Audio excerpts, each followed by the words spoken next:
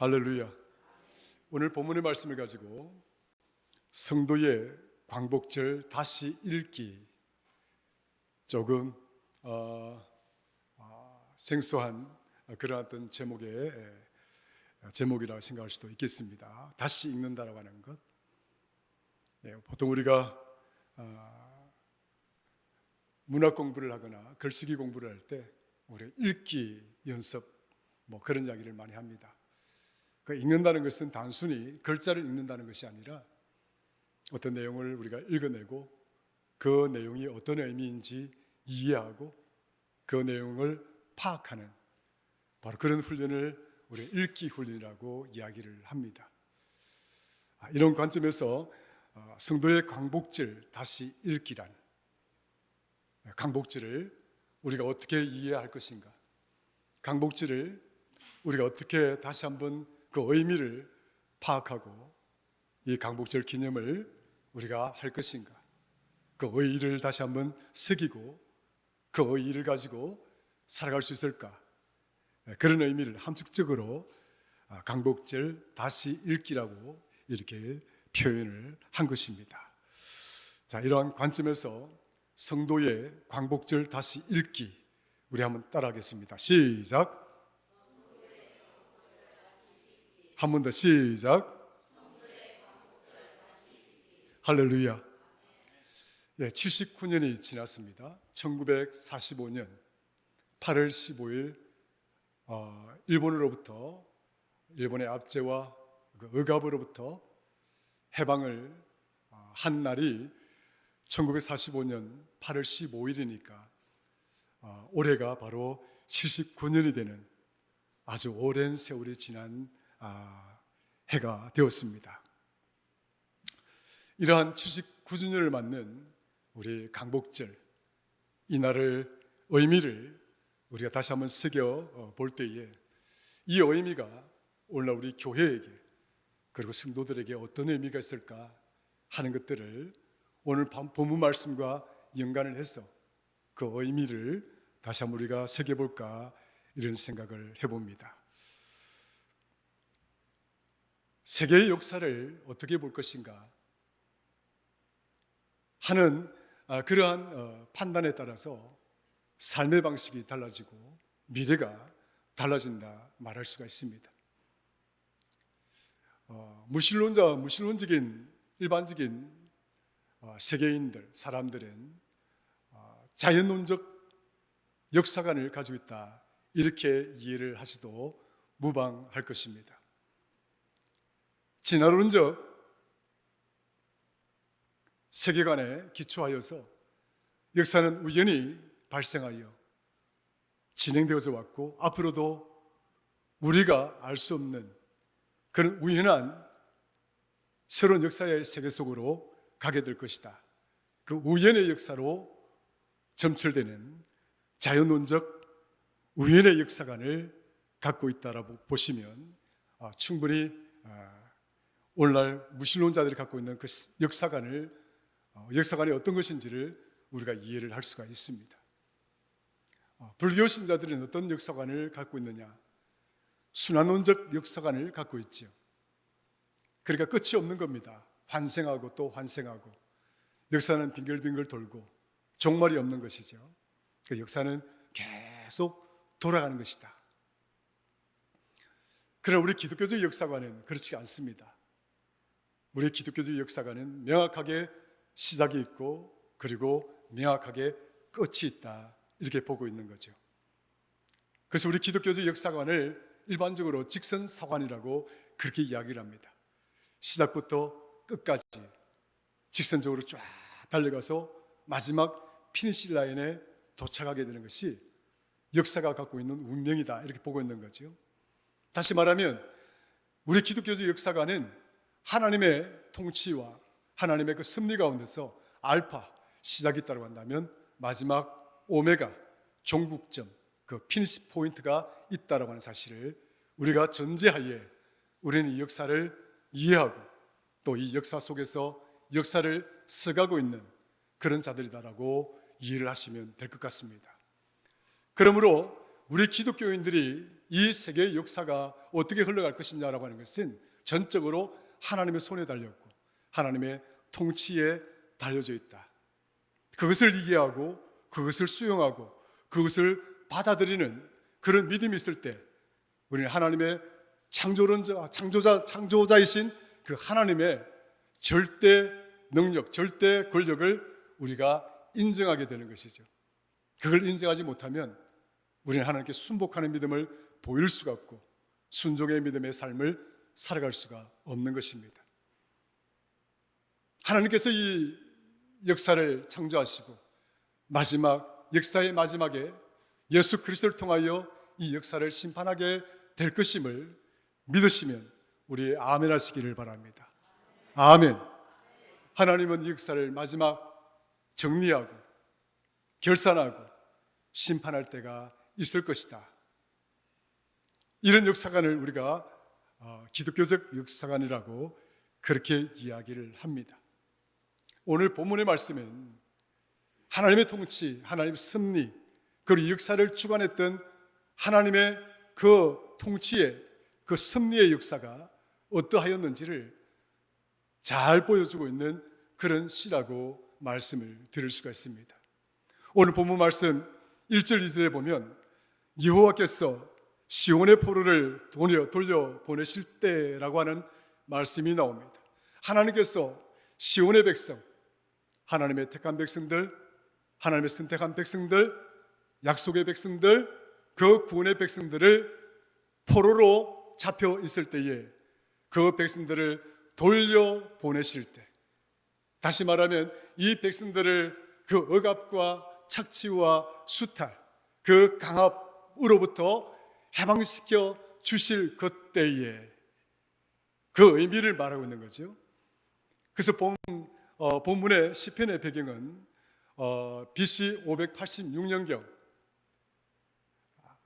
바벨로니아가 유다를 점령하고 아시아를 점령하고 그 근동 중동 지방을 제패한 패권 나라가 되어지고 난 다음에 이 바벨론이 이스라엘도 점령하게 되고 BC 586년 그때부터 시작해서 약 70년이 지난 뒤에 하나님은 하나님의 백성들을 이 바벨론이라고 하는 제국주의의 그런 억압과 착취와 수탈과 강압으로부터 하나님의 이 백성들을 해방시켜 주셨다라고 하는 것이죠. 그것이 바벨론으로부터 해방된 날, 바벨론에 잡혀갔던 포로들이 본국으로 송환되는 돌아가는 바로 그 의미가 오늘 시편에 담겨져 있는 것이죠. 하나님은 이 백성들이 바벨론에 의해서 억압을 받게 될 것이고 70년이 지난 뒤에 해방을 받게 될 것이다라고 눈의 예언을 해왔고 그 약속대로 이 백성들을 바벨론의 손길로부터 해방시켜 주고 있는 것입니다. 그때에 이렇게 이야기하고 있는 거죠. 우리가 이 이방의 나라, 이 압제의 나라, 이 제국주의 나라로부터 우리가 해방을 받았던 그때에 어땠을까요? 한번 본문 들어가 볼까요? 자, 그때에 어땠을까? 1절, 2절 우리 같이 한번 읽어보겠습니다. 시작. 여호와께서 시온의 포로를 돌려 보내실 때에 우리는 꿈꾸는 것 같았도다. 그때에 우리 입에는 웃음이 가득하고 우리 혀에는 찬양이 차섰도다. 그때에 문나라 가운데서 말하기를 여호와께서 그들을 위하여 큰 일을 행하셨다 하였도다. 할렐루야. 그때에 우리는 꿈을 꾸는 것 같았다.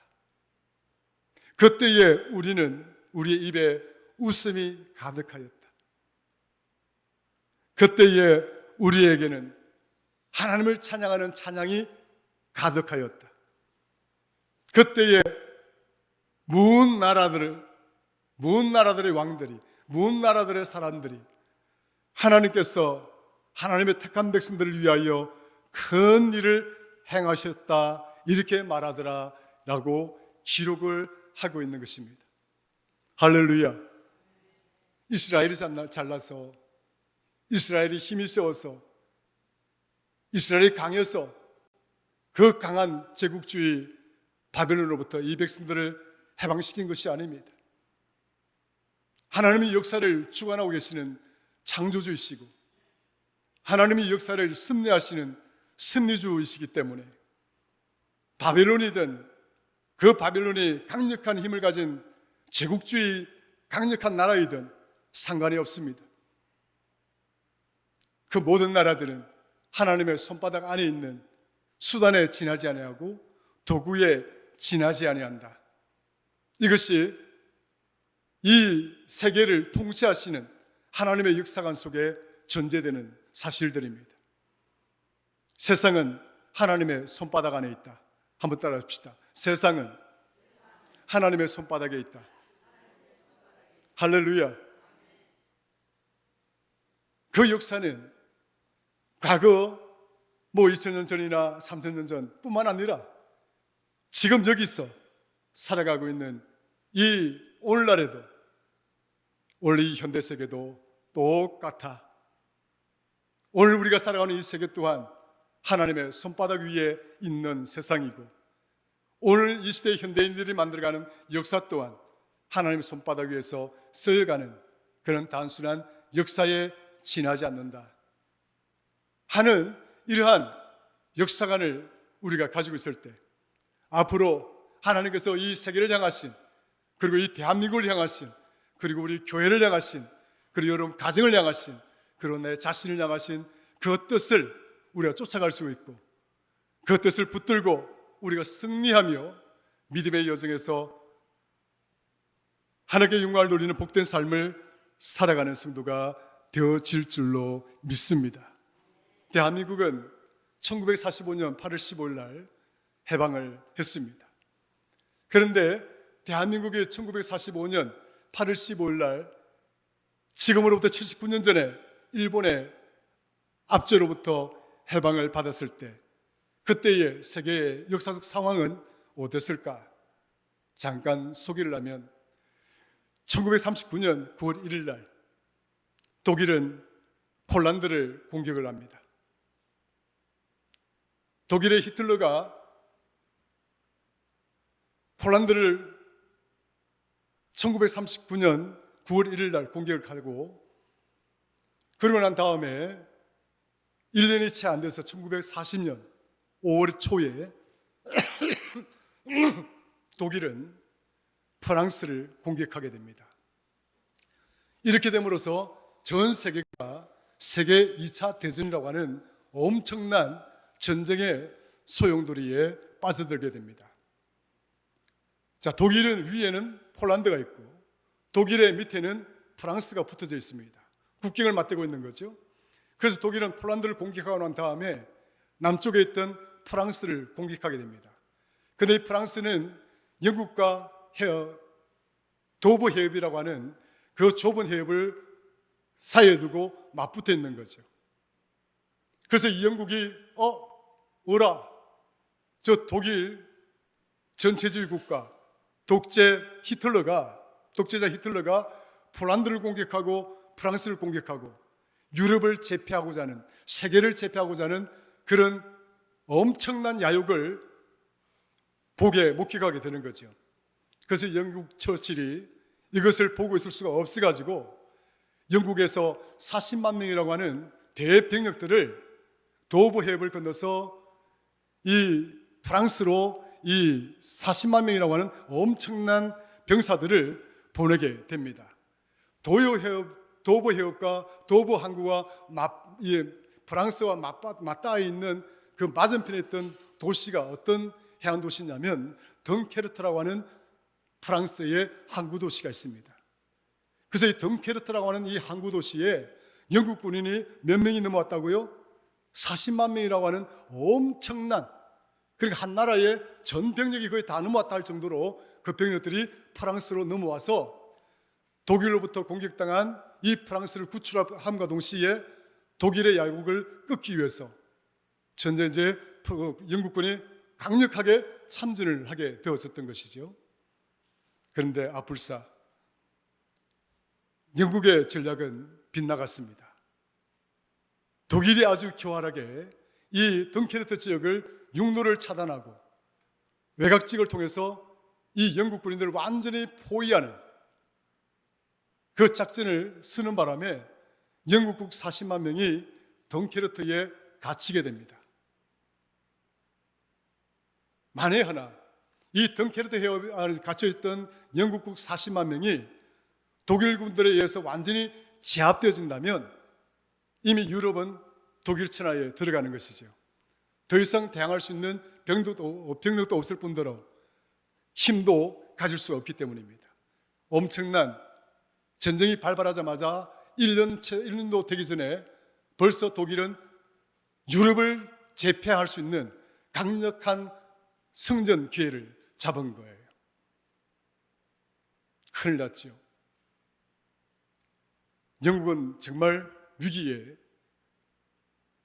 처하게 되었습니다. 곧 이제 이 병력들이 섬멸되고 나면 영국 본토도 이제 독일이 점령하게 되겠지요. 이 작전을 위해서 영국이 고민을 합니다. 어떻게 이 덩케르트로부터 40만 명의 영국 군인들을 구출해낼까?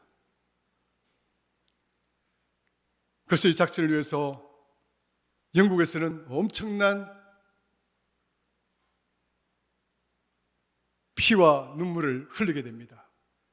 그 시작이 언제냐면 1940년, 그러니까 세계 2차 대전이 발발하고 난 다음에 약 8, 9개월이 흐른 뒤에 1940년 5월 26일부터 1940년 6월 4일까지 10일간 영국은 이 자신의 자국의 군사들을 이 프랑스에서 독일군에게 포위되어져 있는 자국 군사를 구출하기 위해서 최대한 구출 작전을 진행하게 됩니다. 그런데 엄청난 일이 일어났습니다. 해안으로 도망칠 수 없는 게 이 덩케르트 앞에 이 한 지역이라고 하는 것이 긴 모래사장이 되어 있어서 병사들이 지나가려고 하면 그 모래사장을 그 넓은 데를 지나가야 됩니다. 그러니까 빨리 도망칠 수가 없는 거죠. 바다도 낮아서 배를 가까이 댈 수도 없습니다. 그러나 도망칠 수가 없는 거예요. 그런 굉장히 악조건이 있었던 거예요. 그런 악조건 속에서도 다행스럽게 그 작전이 펼쳐질 때 이 도브 해협 자체에 짙은 안개가 펼쳐지게 되고, 설마 이 엄청난 군사가 이렇게 잡혀져 있는데 어떤 지원군을 보내서 영국군을 구출해낼까? 안이하게 생각했던 독일군들이 뭐예요? 뒤통수를 맞은 거죠.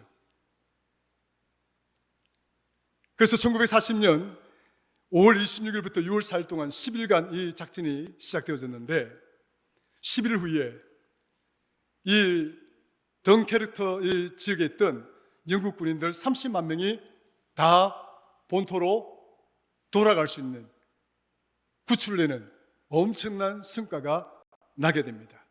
그래서 영국은 완전한 자신의 군대를 다시 회복하게 된 것이죠. 할렐루야.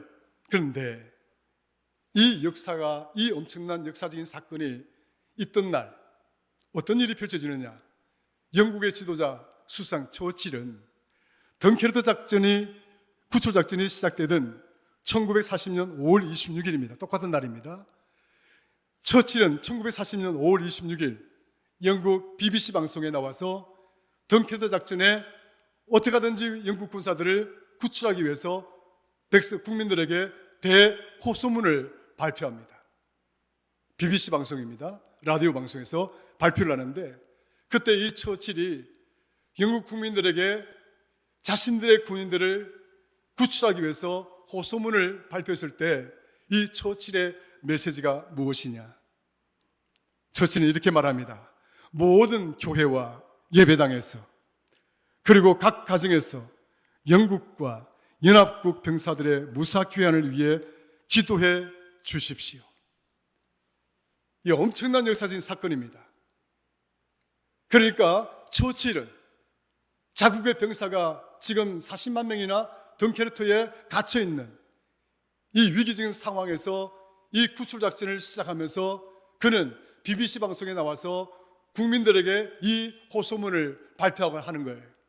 모든 교회와 예배당에서, 그리고 가정에서 영국과 연합 병사들의 무사 귀환을 위해서 온 국민들은 기도해 주십시오. 할렐루야. 이 엄청난 놀라운 사건이 있었던 거예요. 처칠이 영국을 지도했던 위대한 지도자 아니겠습니까? 그는 자국의 병사들이 이런 위기에 처해져 있었을 때 그는 그 작전을 시행함과 동시에 온 국민들과 더불어 하나님께 기도하자고 호소했습니다. 그 기도가 응답받아서 자국의 백성들이 30만 명이 다시 본토로 돌아오게 되고, 그 사건 이후로 그 영국 군과 그 주변의 연합군들이 프랑스와 또 함께했던 그 독일과 이탈리아를 제외한 이 나라들이 얼마나 힘이 났겠습니까? 사기가 돋게 되고, 이런 와중에 1941년 12월 7일 일본이 미국을 공격하게 됩니다. 진주만을 공격하죠. 그 진주만을 공격하게 되니까 이 공격에 엄청난 피해를 보았던 미국이 세계 제2차 대전에 참전하게 됩니다. 그래서 영국과 미국이 한 연합국가가 되고, 그 위에 있던 소련도 연합국이 되고, 중국도 연합국이 되고, 독일은 이탈리아와 독일, 무솔리니와 히틀러가 합쳐서 독일을 제패하고 세계를 제패할 그점에 일본은 군국주의를 내세워서 이 동남아시아 쪽에 제패하려고 그런 엄청난 야욕을 부리기 위해서 미국을 건드리죠. 그러니까 사자의 코트를 건드린 겁니다. 미국이 개입하는 순간 이 세계 2차 대전은 한순간으로 뭡니까? 연합군의 승리로 끝나버리게 되는 거죠. 1945년 8월 6일 마지막 저항을 하던 일본에게 오전 8시 35분 히로시마에 리틀보이라고 불리는 원자폭탄이 떨어지게 됩니다. 일본이 깜짝 놀랐죠. 그 순간까지도 일본이 끝까지 버티려고 했습니다. 3일이 지난 8월 9일 오전 11시 2분 나가사키에 또 하나의 원자폭탄이 떨어지게 됩니다. 일본은 무조건 항복합니다.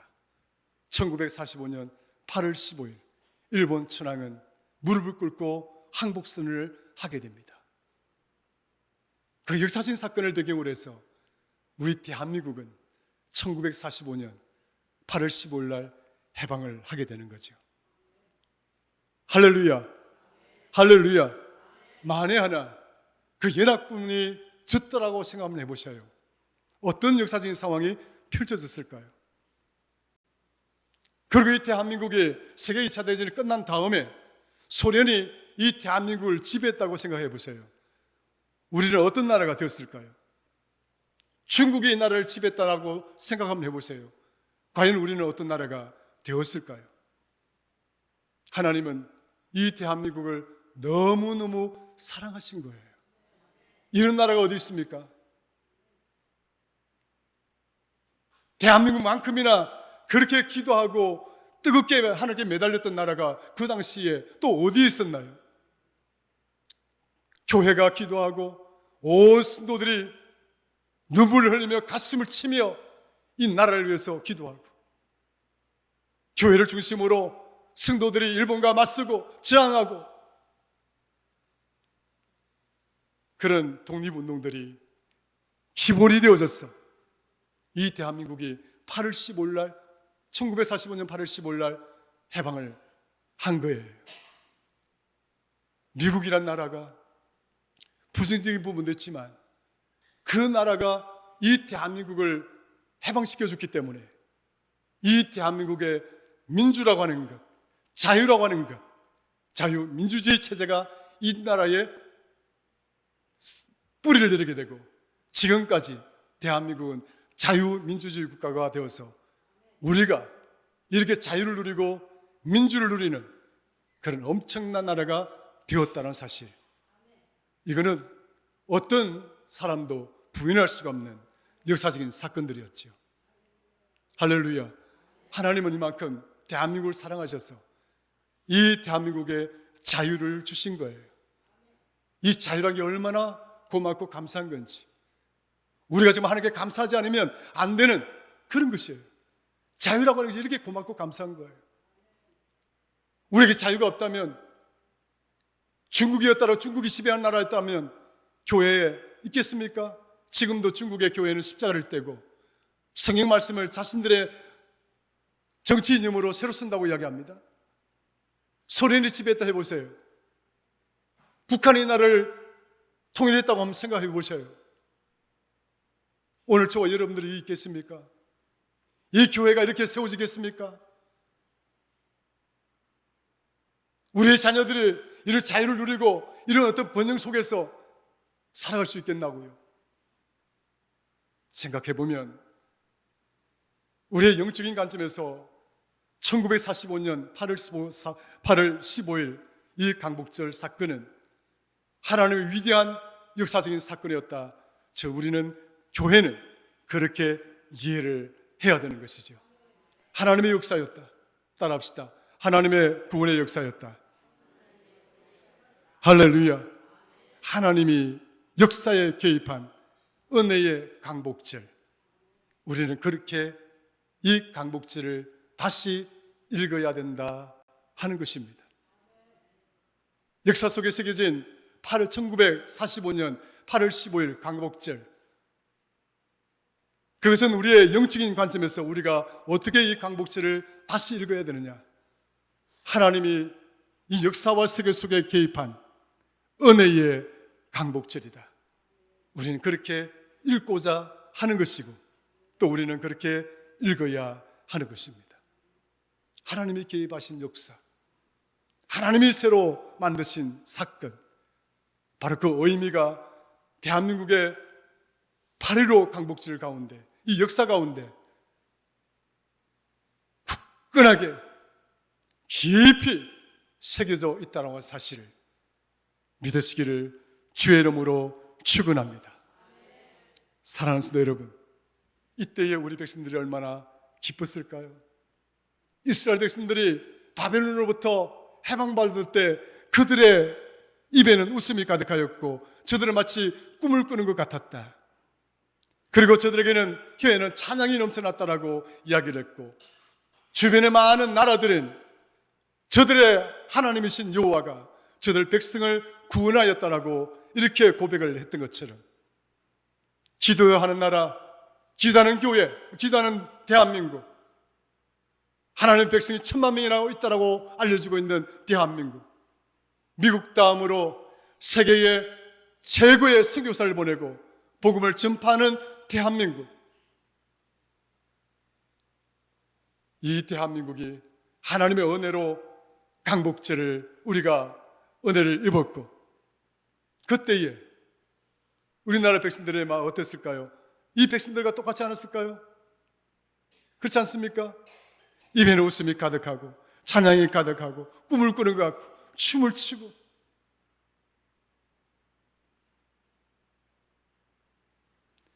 하나님은 하나님의 택한 백성들을 반드시 지켜내는 하나님이신 줄로 믿으시길 축원합니다.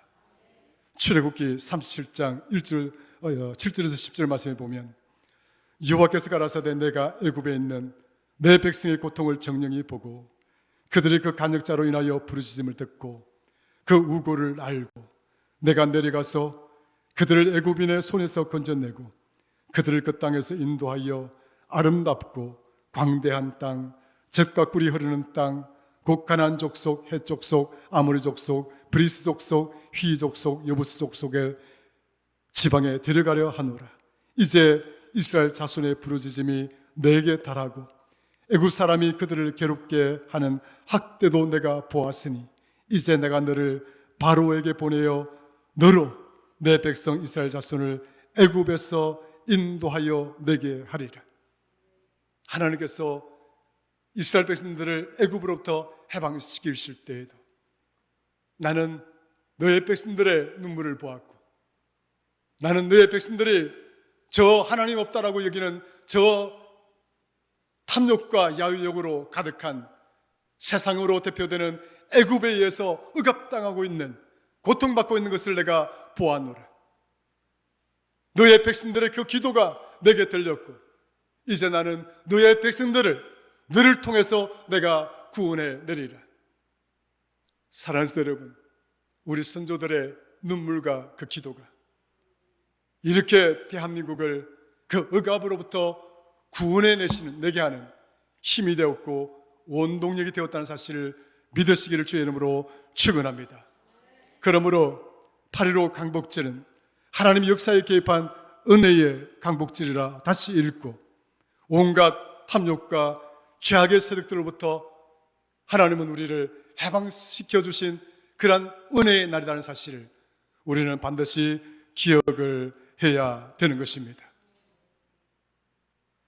마지막으로 해보는 것은, 그러므로 우리는 이제는 다시는 이 자유를 잃어버리는 나라가 되어서는 안 되겠다.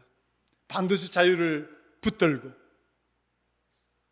정말 우리가 누리고 있는 이 자유민주주의 체제를 우리가 어떻게 하든지 붙들어서 하나님의 백성으로서 또 하나님 우리 대한민국 성도들에게 부여한 이 존귀한 소명들을 함께 감당할 수 있는 그런 나라가 되고 그런 교회가 되고 그런 성도가 되어야 되겠다라고 하는 다짐과 결심을 우리가 하게 되는 것이지요. 사랑하는 성도 여러분, 이 대한민국을 위해서 하나님은 함께 하실 것입니다. 대한민국이 좋아서가 아니라 이 대한민국 안에 있는 한국 교회와 저와 여러분들의 그 기도 때문에 하나님은 이 대한민국을 버리지 아니하시고 반드시 하나님의 역사, 그 역사를 마감하는 그 시간까지 우리를 견인하실 것이고 승리하는 그런 나라, 그런 민족이 되게 하실 줄로 믿습니다. 그러므로 하나님이 싸우실 것입니다. 출애굽기 14장 13절 14절에 보면 이스라엘 백성들이 사면초가와 같은 어려운 상황에 직면했을 때 하나님은 저들에게 말합니다. 모세를 통하여 이르시기를 너희는 두려워 말고 가만히 있어서 여호와께서 오늘날 너희를 위하여 행하시는 구원을 보라. 너희가 오늘 본 애굽 사람을 또 다시는 영원히 보지 아니하리라. 여호와께서 너희를 위하여 싸우시리니 너희는 가만히 있을지니라. 하나님이 싸우실 것입니다. 하나님이 이 대한민국을 이끌어 가실 것입니다. 우리는 그 뜻을 받아들이고 그 하나님의 뜻을 존중하며 그분 앞에 이 나라를 내어 맡기고 기도하고 수고하고 땀 흘리고 그렇게 함으로써 이 대한민국을 함께 지켜나가는 그런 거룩한 성도들, 그런 거룩한 교회가 되어져야 할 것입니다. 출애굽기 19장 3장 6절 모세가 하나님 앞에 올라가니 여호와께서 산에서 그를 불러 말씀하시되 너는 이같이 야곱 족속에게 이르고 이스라엘 자손에게 구하라. 나의 애굽 사람에게 어떻게 행하였음과 내가 어떻게 독수리 날개로 너희를 업어 내게로 인도하였음을 너희가 보았노라. 세계가 다 내게 속하였나니 너희가 내 말을 잘 듣고 내 언약을 지키면 너희는 모든 민족 중에서 내 소유가 되겠고 너희가 내게 대하여 제사장 나라가 되며 거룩한 백성이 되리라. 하나님이 함께 하시고 오늘 하나님이 이 모세에게 언약하신 이 언약처럼 하나님은 오늘 79주년을 맞는 강복주일날 여기 엎드려 예배하는 저와 여러분 그리고 한국교회의 성도들과 이 언약을 맺으시기를 원하십니다. 너는 내 소유가 되고 너희는 내게 대하여 제사장이 되고 너희는 내게 대하여 거룩한 백성이 될 것이라. 사랑하는 성도 여러분, 이 믿음을 굳건하게 지켜나가는 그런 성도가 되십시다. 이 믿음을 굳건하게 붙들고 나가는 그런 교회가 되십시다. 오늘 말씀 5절 6절 끝에 보니까 눈물을 흘리며 씨를 뿌리는 자는 기쁨으로 거두리로다. 울며 씨를 뿌리러 나가는 자는 반드시 기쁨으로 그 곡식단을 가지고 돌아오리로다. 우리가 그런 성도들이고 우리가 나라가 그런 나라가 되어질 줄로 믿습니다. 눈물을 흘리며 씨를 뿌리는 나라, 눈물을 흘리며 씨를 뿌리는 그런 성도. 그래서 반드시 기쁨으로 단을 가져오고 반드시 승리하는 믿음의 성도 교회, 믿음의 대한민국의 나라가 되기를 주의 이름으로 축원합니다. 하나님 아버지 고맙고 감사합니다. 진리를 알지니 진리가 너희를 자유케 하리라. 요한복음 8장 36절에는 그러므로 아들이 너희를 자유롭게 하면 너희가 참으로 자유로우리라. 하나님은 우리를 은혜 가운데 붙들어 주시고 구원하사 자유로운 백성으로 삼아 주셨는 줄로 믿습니다. 죄의 억압으로부터, 살아가는 삶의 억압으로부터, 또 미래에 대한 불확실성의 억압으로부터 하나님은 우리를 자유케 하시고 구원의 백성으로 승리의 삶을 살아가도록 하셨음을 믿습니다. 오늘 엎드려 예배하는 우리 모두에게 이 은혜와 이 축복을 허락하시옵고 이 대한민국 땅에 허락하여 주옵소서. 예수님의 이름으로 기도드리옵나이다. 아멘.